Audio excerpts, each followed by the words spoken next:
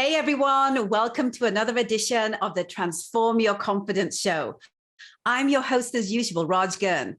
Before we kick things off, I'd love to get your support, as I shamelessly always do right off the top, by asking you to subscribe to the Open Chest Confidence Academy on YouTube and on our socials, and to the Transform Your Confidence Show on podcast platforms, because guys, these are the places where you can get all past and present episodes. You can access them for absolute free. The other thing is, if you're anything like me and you're old school and you like to do the read, hop on over to our blog at the openchestconfidenceacademy.com/media/podcast. So, like either way, we've got you covered. Now, this week, our focus is going to be on media and communications, where I'll be chatting with multi-award-winning journalist and media personality, my girl, Pooja Handa, in an episode entitled How to Use Media to Engage People the Right Way Virtually. Pooja's extensive 20-year career in media has seen her anchor Canada's #1 live morning show for years on television, along with a multitude of high-profile events with tens of thousands of live spectators. So if anyone knows anything about being super spontaneous, it's Pooja. Currently, she is in her dream job, co-hosting her own daily radio show on CHFI, where she's basically paid to be herself. Oh, to be her. Please welcome to the show, my fabulous Pooja Handa. Girl, oh, to be you. You know what? I usually would try to say something self-deprecating here, like, no, but no, really. I do get paid to be me. And like, that's the dream, to go to work every day. And the only requirement is be you. Really? You sure? You want to pay me to just be me? Well, you're pretty fabulous, darling. But just like most people's stories, we start somewhere that maybe isn't quite as fabulous. We're trying to kind of figure out who we are. So I want to kind of kick things off, sweetheart, by setting some context around your career, by talking about the pre-illustrious days, those days when we're trying to figure out our personal narrative and, just trying to figure out who the heck we are. Like, who did you identify as way back in the days, in your formative days? Let's kind of start there. Well, I was really lucky because I have parents who were so supportive and very encouraging about me following my dreams, whatever they were. They never sort of pushed me into one direction or the other. They said an education was important, but everything else was do what you want to do. And they never made me feel like being a girl meant that I couldn't do things. They never made me feel like because I was South Asian, I couldn't do things. So I think that sort of instilled a lot of confidence at a young age. And I was a performer from a very young age, doing like dances. I would do it at the temple or do some Bollywood dances as well. And I was always sort of trying to entertain my aunties and uncles. I did impressions. I was trying to make them laugh. So I think when I told my parents I want to be an actress, nobody was surprised, because my whole life was a performance. I was the drama queen of the house. So I guess in terms of what that dialogue looked like, if anything, I think it was really naive, because I really just thought, well, hey, I have the raw talent. Now I just got to work on it. I got to hone it. I got to get better, and things will come. If I, if I put my mind to it and I work hard, it will happen. Now, then I grew up and learned some other things, that it's not that simple always.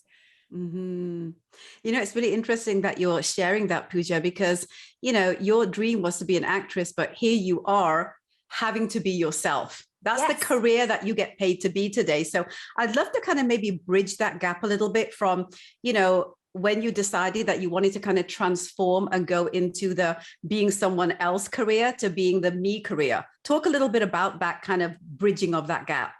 Well, so I decided to move to New York City at 18 years old, and my parents were fully supportive.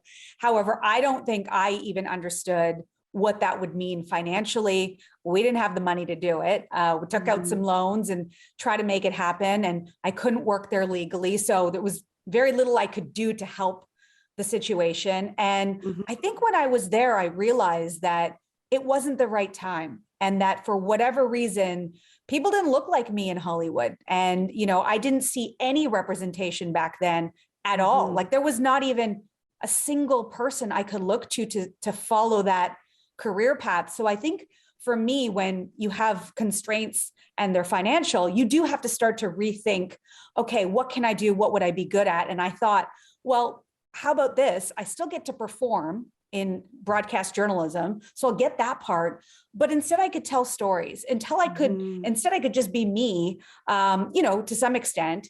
And that would maybe sort of fulfill that performance side of things that I've always sort of had in me. So I thought, why not? I'll get the education at the same time. I'll make my parents happy, and let's see what happens. And in the meantime, in the backdrop, I got to see Monica Diol do what I wanted to do. And I thought, well, if she can do it and she looks like me, then maybe I can do it too. Mm-hmm. It's really interesting because we share that narrative. When I came into this country back in the early 90s in an arranged marriage, I came from England. And in England, things were really kind of, in that kind of next trajectory of, us really starting to be seen in multimedia. But when I came to Canada, there was no one but Monica. So I totally get what you're saying there. The big surprise for me, and I know that this probably is the case for you as well, is that Monica wasn't being anyone other than Monica the brand before we even started talking about what branding is all about and how to kind of create a personal brand ecosystem around you. We watched whatever she did because she was Monica Diol. Remember those days? Oh, yes, for sure. And she was, and don't get me wrong, there were definitely other South Asians who were paving the way, which I appreciate, but she was doing something different. She wasn't in the entertainment space, which is always a lot cooler.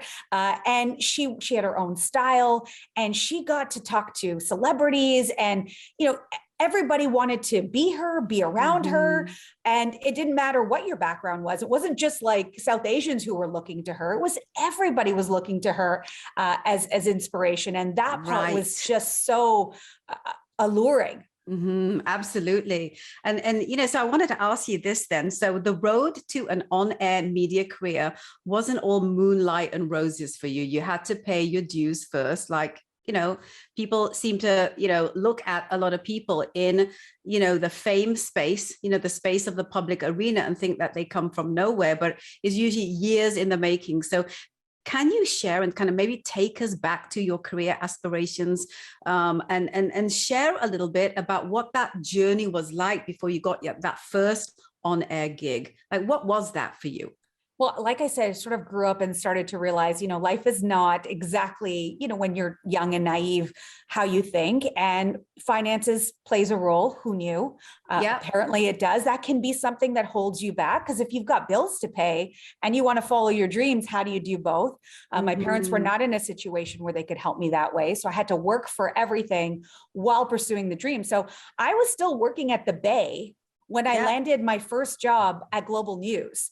So, these are things you got to do. And I was volunteering and all those things. So for me, a lot of before my first paid gig in Toronto was exactly that. It was volunteering at the local Rogers station. It was volunteering behind the scenes. It was also working as an editorial assistant, which is sort of an entry-level job you get behind the scenes in a newsroom, where you get coffee supplies, you roll the teleprompter, you work on the floor, you do graphics, you do all the things that make a newscast, except for the thing I really wanted to do, which was be on air. And the only thing I did while all of that was going on is, in the background, I was practicing, and I was that person in front of the mirror, and I was making my demo tape, and I was showing it to people who knew what they were doing. And they were giving me feedback, like, you could do this better, or work on this. And I was genuinely working on those things. So when the time came, when I was in the right place at the right time, because I certainly wasn't anybody's first choice, being somebody who just worked in the background, I was the second, or maybe even the third choice. I was ready. And that I think really helped me. So, people talk about luck, and for sure that does play a role, but it's, when preparation meets opportunity, right? Everybody says that. And that's exactly what happened for me. Absolutely. So you want to tell us a little bit about that, that first serious on-air gig where you thought, damn, I've made it, or at the very least, I'm on my way? Oh, wow. You know what? You might find this hard to believe, but I don't think I've made it. I'm still not there. Wow. Like, I feel like this job, the one I have now, is the closest that I've felt to I've made it, because I feel like my entire career, I've never been the one that the bosses thought was right for the job. I was never the first person on their mind. I Wow. was the fill-in. I was the let me beg and plead to let me do it. And eventually, and kudos to them that they gave me those chances. When they did give me those chances, I had to prove myself. So even when I joined CP24 Breakfast on the morning show, Monday to Friday, while that was a really big platform and a really big show, it still wasn't a number one show.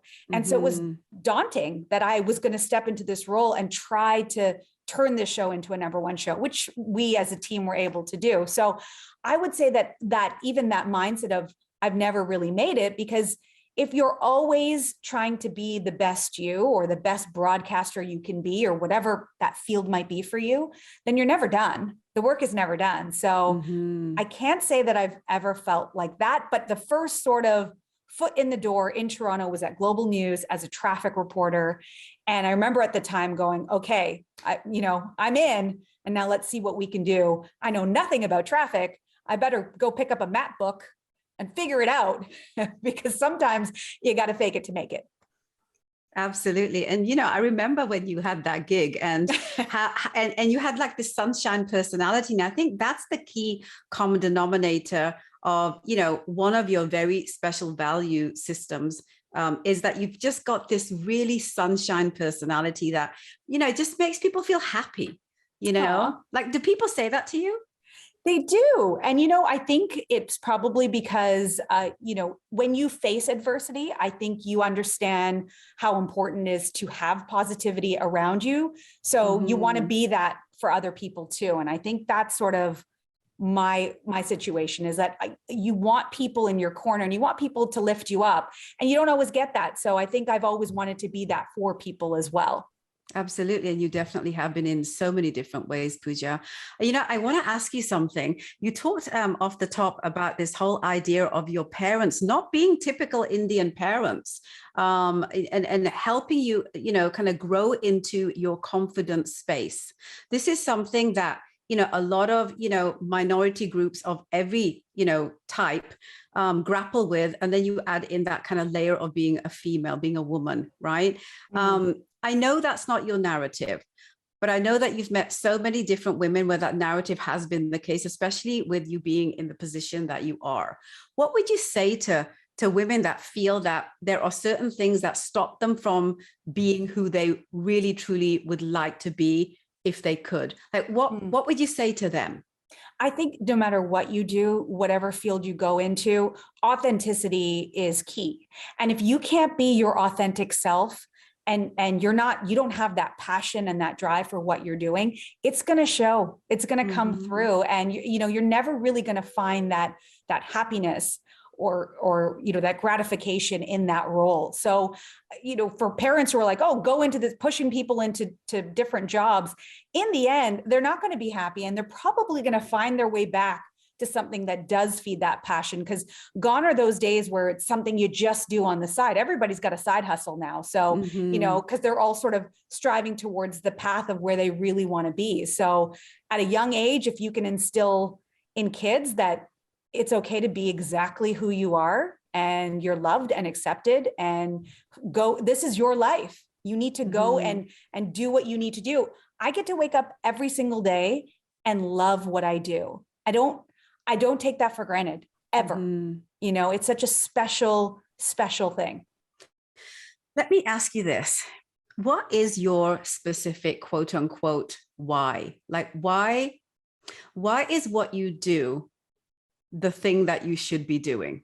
Like, tell us why. Share that with people that are grappling with, I don't really know what my why is. I don't know what it is that I want to do. I don't know how to step into my authentic self. Can you share a little bit about that for everyone?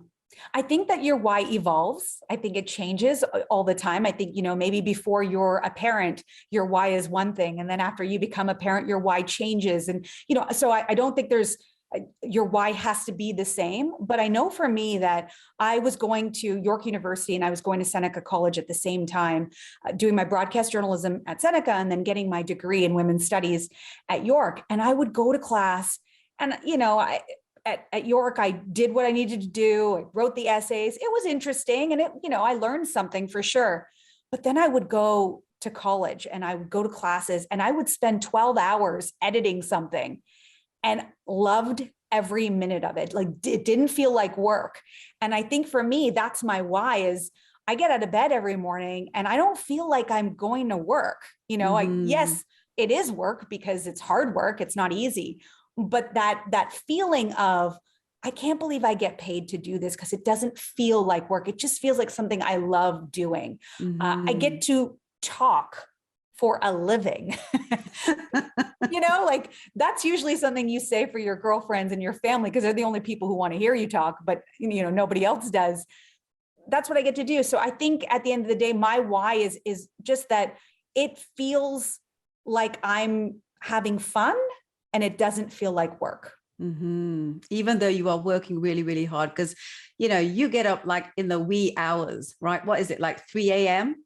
Correct. Yes. Wow. Yeah. So let's talk a little bit about this dream job that we have right now. Okay. Let's shamelessly plug it, right? Tell us a little bit about, why should people come and check you out talking for 4 hours? Because that's how long this show is. Yes. And it's live. First of all, we play wonderful music, everything from the 80s, 90s, early 2000s, and new music as well that we sprinkle in there. So music is medicine, and there is something just so beautiful about being able to listen to some of your favorite songs and then also get some information, find out what's happening in your city, but also laugh, be able to engage with two friends. My co-host Gurdeep and I are real friends. We've been friends for over a decade. And really that's all it is. It's us having our real friendship on air and inviting our audience to come into that. And that, they join us as friends would pull up a chair and join us. And that's what we do. We talk about things that you're probably already talking about in your circles. We're also being reflective of what's happening in the world. We've all been going through a very challenging time in the pandemic. And it's important to acknowledge all of that, but also be able to be the distraction, if you will, the place that people go to be able to smile and to forget about their problems for a little bit while they listen to some music and some good conversation. I love that.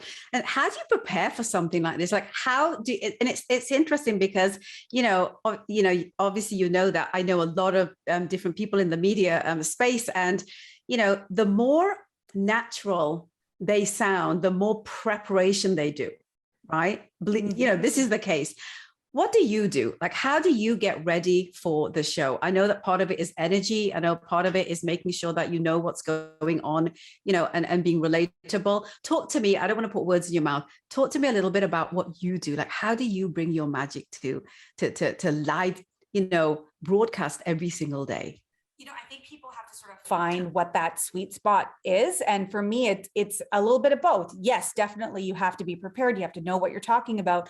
But the other part of it, which is also exciting, that's the adrenaline part of things, is really not knowing what's going to happen and being very much in the moment and present and playing off of the person across from you, which comes, I think, with my acting background. I did improv for many years where, it's very much like, you can't have things in your head because you have to be there. You have to be present. And some of the best things or stuff that happens on the show happens organically because we're just being present. So I really feel like it's a fine balance between both those things. But yes, coming up with all the content for 4 hours, which I help do as well as my co-host, and plus we have a producer, between the three of us, coming up with what that content is for 4 hours. It's a lot. It's got to be different every day. You have to engage people. Everybody is doing the same content. So how do you do it in a way that is unique, that is different, and that puts our spin on it? That's really what we're trying to do. Absolutely. For everyone just tuning in, I'm chatting with the one and only Pooja Handa, who, outside of being a woman I genuinely and sincerely admire for all the right reasons, guys, for all the right reasons. She's also a very accomplished media personality with 2 decades in some of the biggest trenches. So she's kind of really proven her stripes there. We've just finished chatting a little bit about some highlights from her journey so far. So now I kind of want to shift gears a little bit to have her share some of her experiences so that everyone watching, listening, and reading this can get her take on how to use media to engage people the right way virtually. That's our subject matter today. Pooja, I kind of want to ask you what you specifically do to create a connection with your radio audience, which is a whole different, level of intimacy than creating a visual audio connection. Can you talk to us a little bit about, what's your secret sauce? Like, what do you do? Like, how do you know that you're connected to an audience that you can't see? I mean, I hope I am. I'm still working on it. And I think it will always be a work in progress. So by no means have I arrived in that department, but I think, I'm a very expressive person in my face. And with TV, I always had the benefit of, I could just make a face and people would know exactly what I was thinking and feeling. But I realized that I'm actually also very expressive in the tone of my voice. And because we're laughing pretty much throughout the entire show, I think you hear the smile in my voice too, which is really nice. And my job is to paint a picture. So I think that also helps. But at the end of the day, it's all about believability. And I think if you are putting something on, if you're pretending to be engaged in something, if you're talking about something just for the sake of talking about it because you think you should, I think all those things come out and people switch the channel. They have to actually believe that what you're talking about is something you're interested in, you're excited about, you have an opinion on, or you have a point of view. So I think that's really what it is just being very authentic to what it is that's coming out of your mouth. Absolutely.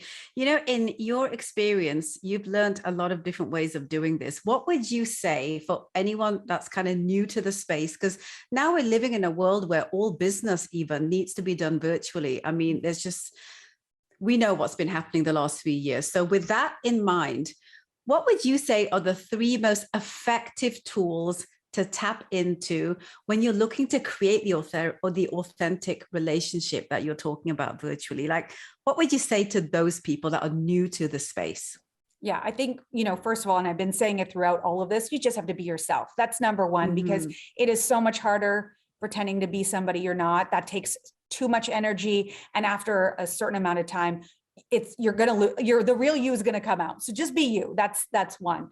2, I think you do have to find what it is that is engaging and reflective. You have to be talking about things that people can relate to. So no matter what that is you do, you have to be able to do it in a relatable way, because as soon as somebody feels like, oh, she doesn't represent me, or must be nice to have her life, or whatever it might be, they disengage. So I think there has to be a sense of, I get it. I may not have the same experiences as you. I might not see the world through the same lens, but we do share a community and we do share a space, and it's important to tap into that space.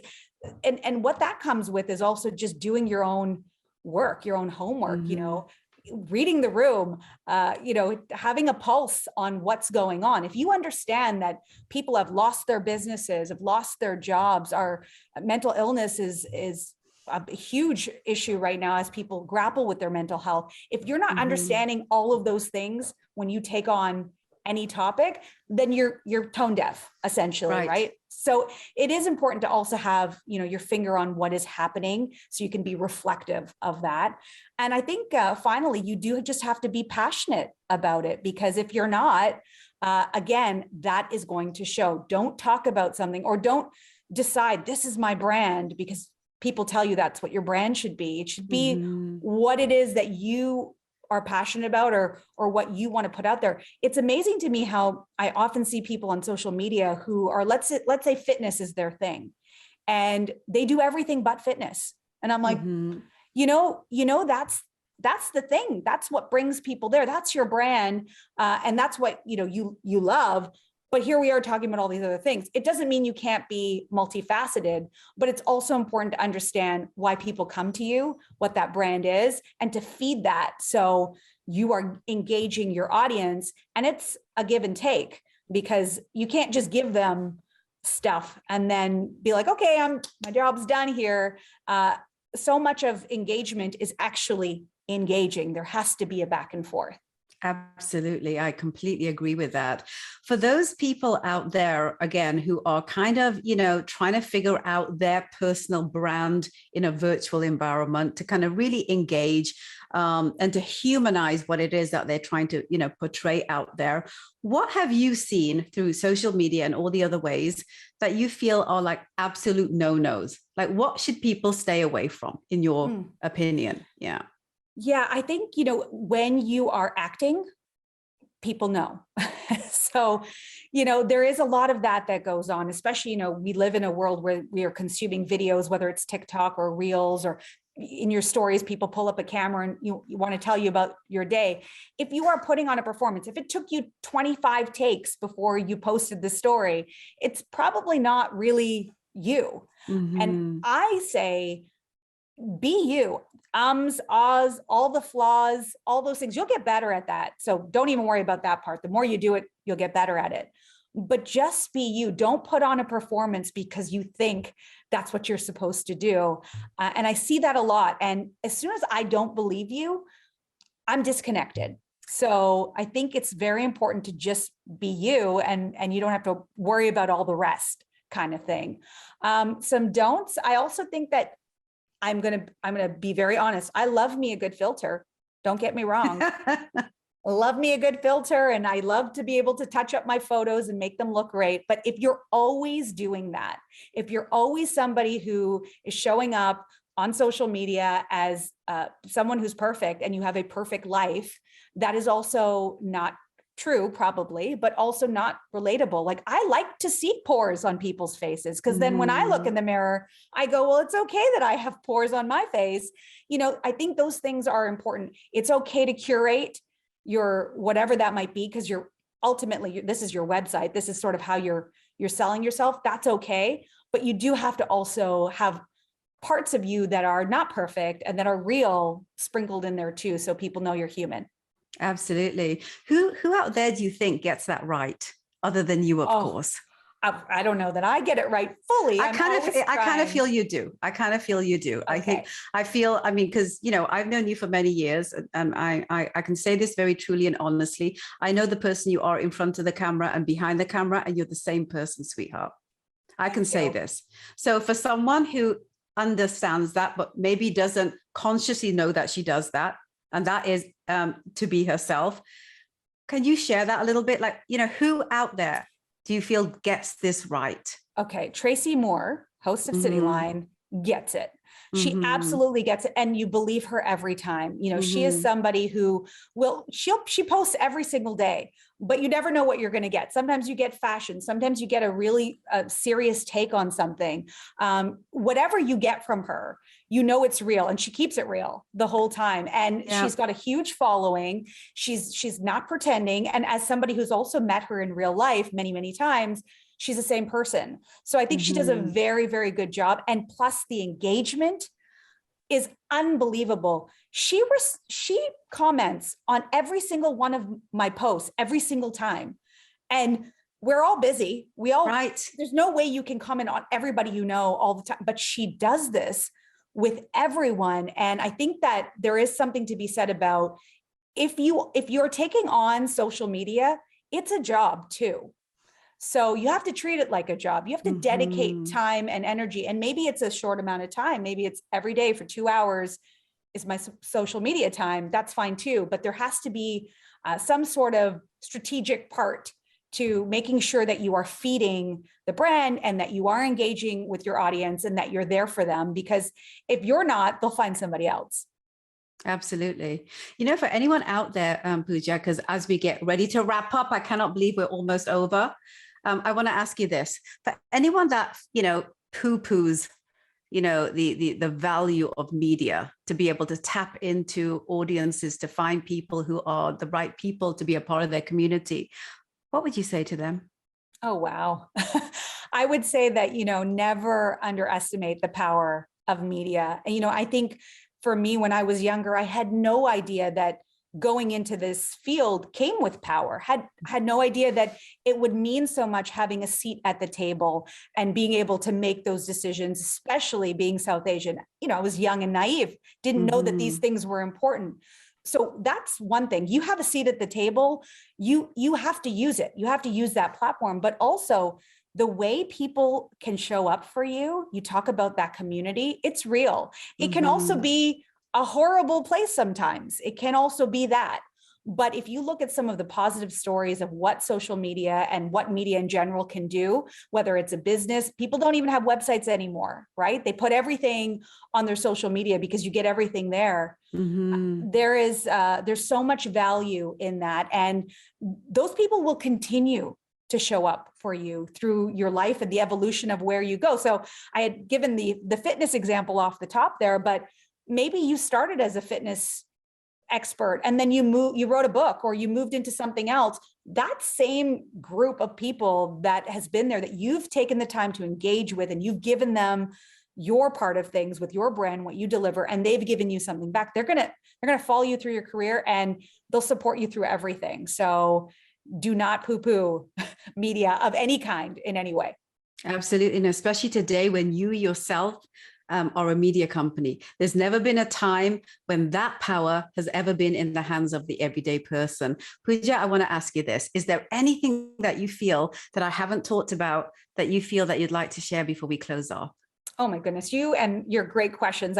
This is why you do this so well. You ask the best questions. You're the most engaging. You're so good at what you do. So I think I love you. You did a great job. And I think the only thing I will say in all of this is that this is a really tough time for a lot of people. And I think that no matter what you're doing it authentically or whatever that might be, kindness is such a big part of your journey. And it should be, because you never know what other people are going through. And I think that's something that people should keep in mind, no matter what sort of information or content or whatever it is that you're putting out there. Please have a lens of kindness when you do so. Amen to that, babe. Amen to that. I completely agree. The other part of that is that, pain, trauma, challenges are all relative to the experiences that you've, as an individual, had to face in your life. So everyone's experience with that is equally as, dramatic for them as it is for anyone else. I feel that's the other piece to this as well. Pooja, how can people go and check out your morning show every single day? Can you let everyone know? Yeah. Yes, please tune in to 98.1 CHFI on the radio or on your smartphone. You can get the Radio Player Canada app and you can listen that way, or on your smart speaker. Just get Alexa to play 98.1 CHFI and you can listen from 5 a.m. to 9 a.m. every single day. And if they want to hang out with you on social media, where do they need to go? So my handle's at Pooja Handa TV. I should really work on turning it into radio, but I still do TV. So you will also see me on breakfast television and on Cityline, and very, very soon on TSC as well. Thank you so much, darling. I absolutely love you. I feel like I need you to come back on and talk a little bit about how to use comedy in media, because I don't think anyone's quite done that as well as you for as long as you. Will you come back on? For sure. And you got to keep it PG-13. Don't forget that. That's the hardest part with comedy. That's hard. Yes, that part's the most difficult part, because you how do you have an audience that laughs at everything you put out there has to be sort of professional and safe, and you can't offend anybody, but you still have to make them laugh. It's easier said than done.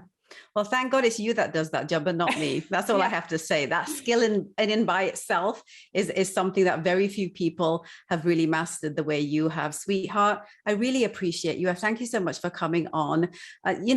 Just the big takeaway from this conversation for me is really this whole idea of not getting so confused and wrapped up in the rabbit hole of the who and what and why, but staying true to who you are and making sure that who you are has the place of relevancy in the world that we live in. That really is, I think, the big takeaway I've gotten from everything that you've talked about.